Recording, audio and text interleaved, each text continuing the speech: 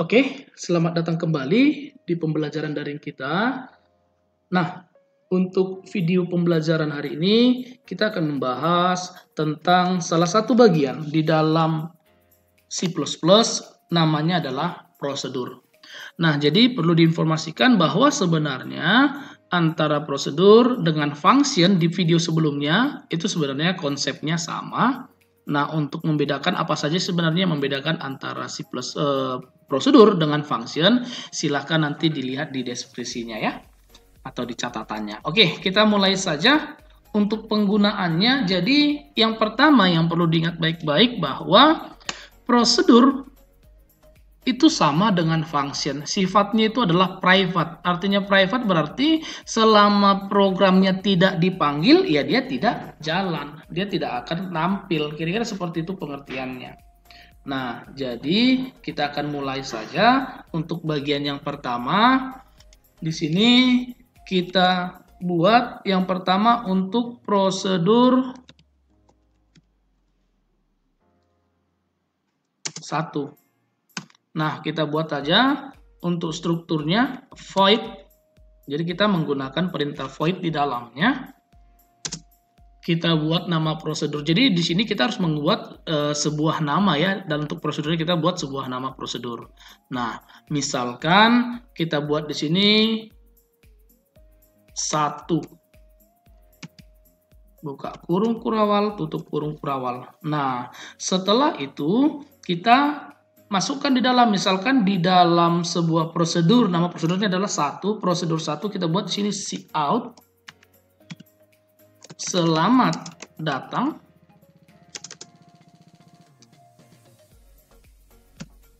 Lalu pada saat kita jalankan,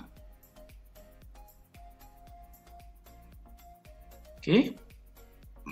Maka di sini bisa diperhatikan hasil output tidak ada tampil. Loh, kenapa dia tidak ada tampil? Padahal kita sudah memasukkan perintah cout di dalamnya. Nah, ini membuktikan bahwa prosedur itu sifatnya adalah private, dia bukan public. Jadi selama dia tidak dipanggil ya dia tidak akan muncul. Berbeda dengan perintah yang kita sisipkan di dalam inmain. Kalau perintah yang kita sisipkan di dalam inmain itu sifatnya adalah public. Selama kita ketikkan maka perintahnya akan ada. Nah, kira-kira seperti itu. Nah, lalu yang berikutnya, jadi bagaimana cara kita menampilkan perintah di dalam sebuah prosedur? Maka kita tidak perlu panggil isinya, kita cukup panggil nama prosedurnya. Jadi di sini kita tinggal boleh ketikkan 1. Nama prosedur kita tadi 1. Sehingga pada saat kita jalankan, nah akan muncullah kata selamat datang. Bagaimana kalau misalkan isi di dalam sebuah prosedur itu akan kita panggil berulang? Maka di sini kita tinggal pakai berapa kali kita butuhkan isi dari prosedurnya, maka kita bisa panggil nama prosedurnya dan dia akan ditampilkan sesuai dengan jumlah yang kita inginkan. Kira-kira seperti itulah pengertian dari prosedur. Nah, sebagai contoh kita akan mulai saja. Nah, di sini kita buat di sini nama prosedurnya misalkan paket 1. Lalu di dalamnya kita masukkan cout paket makan combo 1 /n cout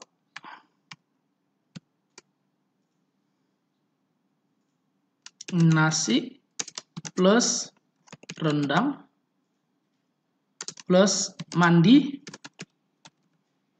sama dengan Rp 15.000. Misalkan ini paket yang pertama ya. /n. Lalu cout kembali, kita akan buat headernya.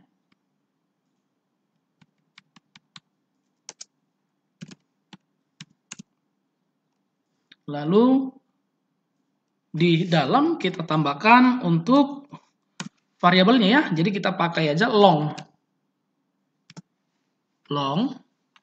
Nah, di sini apa saja? Yang pertama jumlahnya, jumlah paketnya nanti berapa mau dipesan, harganya berapa, dan total bayarnya berapa, total. Nah, kita lanjutkan kembali. See out. Masukkan jumlah pemesanan.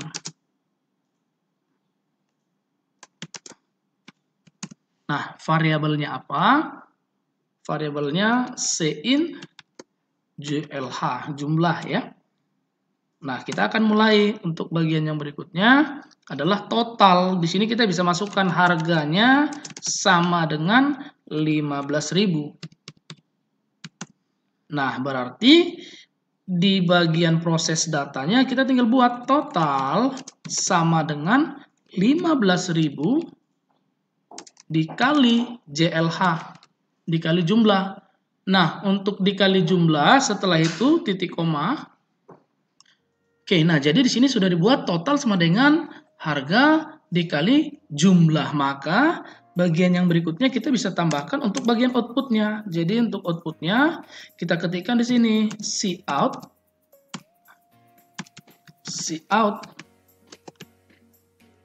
handle and line ya. Cout kembali.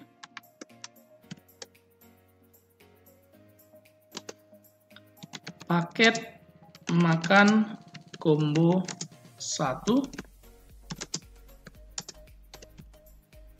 backslash n cout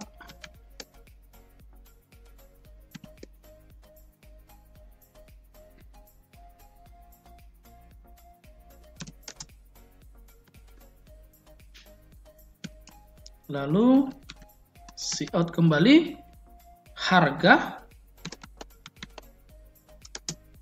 titik 2 RP harga n line cout jumlah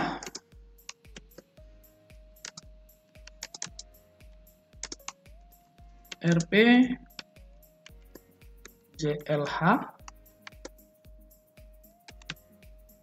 lalu cout total bayar sama dengan RP total. Nah, ini dia bagian yang pertama. Jadi perintah yang sudah kita masukkan ini kita sisipkan di dalam sebuah prosedur, namanya adalah prosedur paket 1. Jadi ingat ya bahwa prosedur itu kan fungsinya dia memilah-milah, memblok-blok program. Supaya apa? Salah satu fungsinya adalah memblok-blok program menjadi atau memenggal-menggal program menjadi beberapa bagian. Supaya nanti pada saat terjadi error dan lain sebagainya, kita gampang untuk mengeceknya. Dan juga selain itu, sebuah prosedur itu juga digunakan atau berfungsi untuk meringankan pekerjaan seorang programmer jika terjadi program tersebut akan dipanggil berulang-ulang. Nah, kira-kira seperti itu. Nah, itu dia untuk bagian yang pertama ya, prosedur pertama. Kita lanjut untuk prosedur yang kedua. Misalkan kita mau buat paketnya nanti ada 3. Maka di sini kita buat untuk prosedur yang kedua. Prosedur 2. Nah, isi dari prosedur kedua itu kan tidak jauh dari isi prosedur yang pertama. Kita membuat tidak jauh beda. Maka daripada kita mengetiknya lagi, kini bisa kita copy paste. Jadi void paket ini, dari voidnya ini sampai ke tutup kurung kurawal itu boleh di copy. Jadi dari sini ya, sampai ke sini di copy. Nah, kita boleh pastekan dia di bawah paket prosedur 2. Nah, di sini dia. Kita tinggal ganti namanya, ini menjadi paketnya paket 2. Jumlah harga total tetap sama. Di sini kita tinggal ganti paket makan combo 1 menjadi paket makan combo 2. Misalkan paket makan combo 2 itu dia nasi plus ikan plus manis dingin. Harganya 10.000. Masukkan jumlah pemesanan Nah, misalkan harganya 10.000 ya tadi ya. Berarti totalnya, maaf, di sini tadi ada sedikit kesilapan. Di sini bukan angka yang kita masukkan, langsung harga. Karena kita sudah masukkan variabel ya, berarti sama seperti yang di atas tadi juga seperti itu. Ini nggak perlu lagi ketik-ketik angkanya, tapi langsung variabel harga ya, harga kali jumlah. Nah, setelah itu, setelah selesai kita masukkan ini, ya udah untuk bagian di bawah atau outputnya tetap sama ya, yang ditampilkan harga, jumlah, dan total bayar. Paket yang ketiga berarti kita tambahkan prosedur 3. Kita pastekan kembali. Ini dia untuk prosedur 3-nya, berarti nama void-nya diganti. Paket 3. Variabel yang kita pakai masih tetap sama, yaitu variabel jumlah, harga, dan total. Nah, jadi paket makan combo 1 kita ganti menjadi paket makan combo 3. Misalkan isi paket makan combo 3-nya itu adalah nasi plus telur. Semua jenis telur. Lalu ditambah manis dingin deh misalkan. Jumlahnya, harganya itu 5.000. Sorry, terlalu murah ya, 7.500 saja. Nah, lalu setelah itu masukkan jumlah pemesanan ya, sein jumlah harganya tadi 7.500. Maka di sini harga dikali jumlah. Nah, semua sudah selesai. Nah, ketiga bagian di sini kita sudah masukkan ke dalam sebuah prosedur masing-masing. Prosedur paket 1 dengan proses tertentu, prosedur paket 2 dengan proses tertentu juga, dan prosedur paket 3 kita sudah masukkan. Pada saat kita jalankan di sini, kita boleh perhatikan pada saat kita jalankan yang ditampilkan itu kosong. Nah, kenapa yang ditampilkan kosong? Ingat tadi kita sudah bahas bahwa prosedur itu sifatnya adalah private, dia bukan public. Diketik, dijalankan, tampil, bukan, dia harus dipanggil dulu. Nah, bagaimana cara manggilnya? Untuk memanggil sebuah prosedur ataupun function itu dipanggil di bagian fungsi public ini, di bagian in main ini. Ya sama seperti biasa, kita ketikkan in pilihan. Lalu kita langsung buat cout rumah makan selera bersama. Titik koma, cout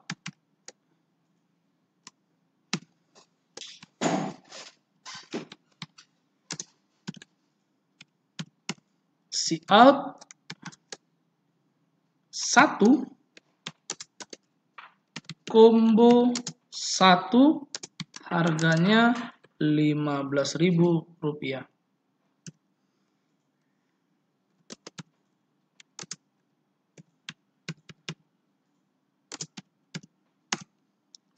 Cout, oh jangan lupa ini backslash n-nya ya, itu jangan pernah lupa. Kita buat keterangan sampai combo 3 ya tadi ya, combo 2. Ini untuk apa? Untuk previewnya nanti kita akan lihat nanti tampilannya.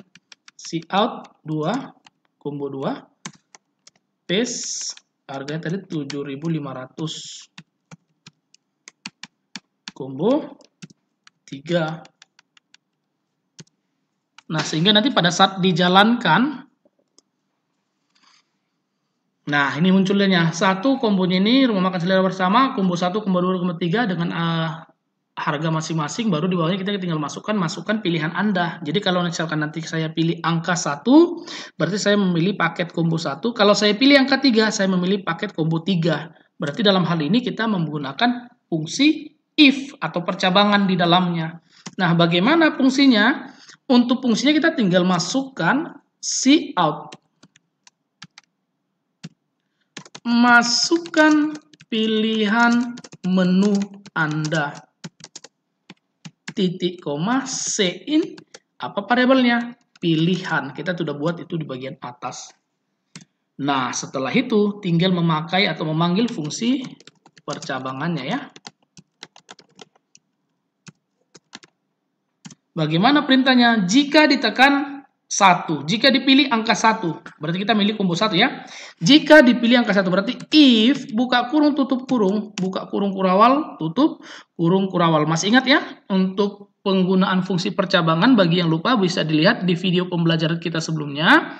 Namanya adalah fungsi percabangan if. Oke? Nah, di sini bisa dibuat jika ditekan angka 1, berarti if pilihan sama dengan 1.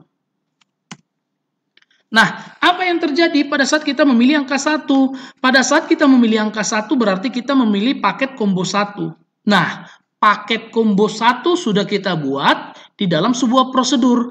Apa nama prosedurnya? Kita boleh cek. Nama prosedurnya adalah paket 1. Kita mau panggil ini semua. Daripada kita copy paste, ngapain? Kita sudah buat prosedur, kita cukup panggil nama prosedurnya. Apa nama prosedurnya? Paket 1. Berarti di sini jika pilihannya 1, maka panggillah prosedur paket 1. Sudah selesai.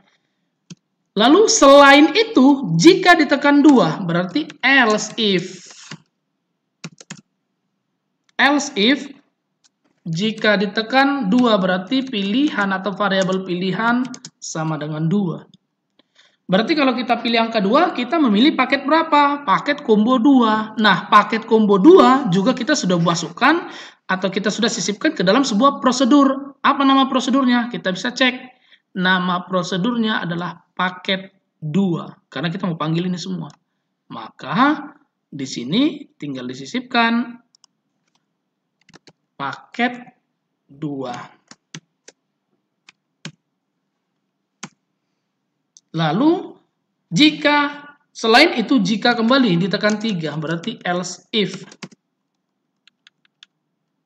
pilihan sama dengan 3. Berarti kita memanggil prosedur paket 3. Nah, baru di bawahnya kita tambahkan bagaimana jika yang terjadi secara tidak sengaja tertekan angka selain 1 sampai 3, misalkan angka 5, angka 7 dan lain sebagainya. Maka selain itu cout. Maaf, kode yang Anda masukkan salah. Oke? Nah, ini dia kira-kira perintahnya. Jadi, dengan adanya sebuah prosedur, di sini boleh diperhatikan pada saat kita sudah masukkan sebuah prosedur, fungsi if yang kita sisipkan lebih rapi. Karena apa? Karena setiap bagian isi atau statement di setiap pilihan, kita sudah masukkan ke dalam sebuah prosedur. Itulah fungsi atau salah satu fungsi sebuah prosedur. Nah, sehingga nanti pada saat dijalankan, jadi kalau misalkan ada yang error, nanti kalian bisa tinggal cek ya di bagian message-nya. Nah, ini dia.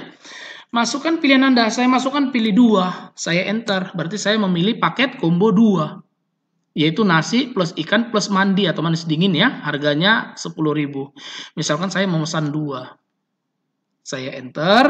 Maka di situ paketnya harganya 10.000, jumlahnya 2, totalnya adalah 20.000. Benar ya, kenapa 20.000? Karena satu paket harganya 10.000. Saya pesan 2, berarti total bayar saya adalah 20.000. Nah, kalau saya pilih yang lain bagaimana? Sebentar, di sini ada sedikit permasalahan di bagian outputnya, paket combo 1. Ini ya, ini paket combo 2 ya. Tulisannya agak sedikit bermasalah, ada sedikit salah. Oke, kita hanya tinggal ganti ini. Ini 3. Oke, nah kalau misalkan saya tekan 3 bagaimana? Kita akan cek. Kita tekan 3, enter. Masukkan, saya pesan 3, muncul. Nah, demikianlah video pembelajaran kita hari ini. Semoga video pembelajaran hari ini dapat bermanfaat bagi kita semuanya. Terima kasih.